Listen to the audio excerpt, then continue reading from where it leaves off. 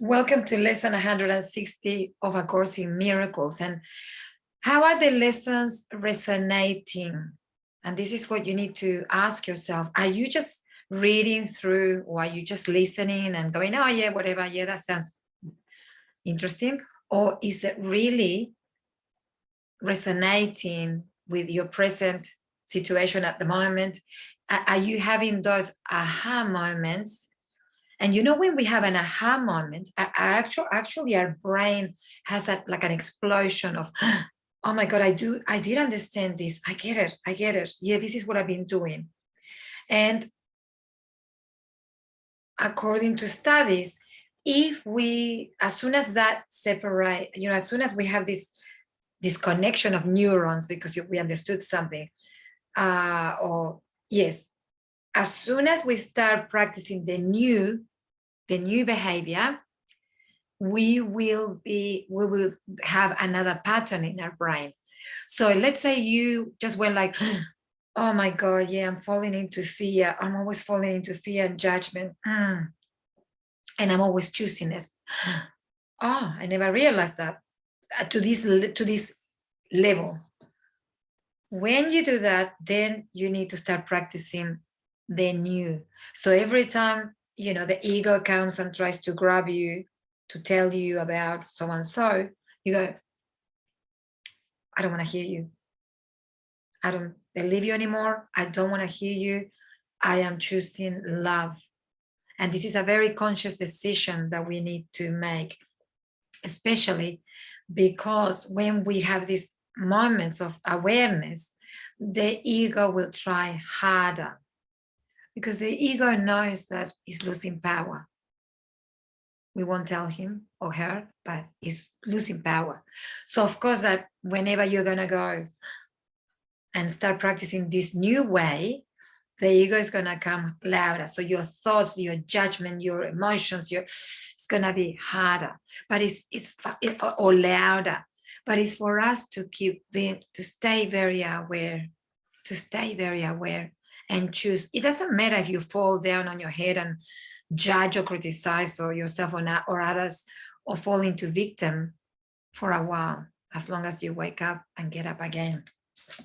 But the lesson today says, I am at home, fear is a stranger here. And it's interesting because one of the realizations that I had today, even before I read the lesson, was that, I don't need to attend every single emotion and every single thought that the ego tells me. Yeah. Yes, there was a time that I needed to look at my emotions and I really needed to attend them and express them. But also there is a time for us to go, no, I'm not going to fall for this again. Because the ego is very smart and the ego gets you with the emotions. So the ego very quickly brings a thought in your mind, you grab it, and then you're feeling crap. You're feeling sad, you're feeling angry, you're feeling fearful, whatever the thought might be. So see if you can be a bit wiser than the ego, and every time the ego throws something like that, you go, no, I'm not gonna, latch onto it. I won't do it. I won't. No, thank you for that opinion. Thank you for that thought, but I'm not gonna hold on to it anymore. And see how you go, whether this new way helps you a little bit better. Because as I said, there is time to look at our emotions and express them, but there is also time to become aware when the ego is just trying to trick you. So this is where you have to be wiser than the ego and make a choice. We don't need to jump every time the ego says jump. And we need to start making a difference when there is an emotion that is really true at the moment for whatever you're going through, or it's just the ego trying to engage you again into the emotion. Remember that emotions are one of the key things for the ego and for this three-dimensional reality. We don't connect so much with the words that we say to each other, but with the emotions that we transmit. behind those words. So we need to be very aware of all that. Fear is a stranger to the ways of love. Identify with fear and you will be a stranger to yourself. And thus you are unknown to you. What is yourself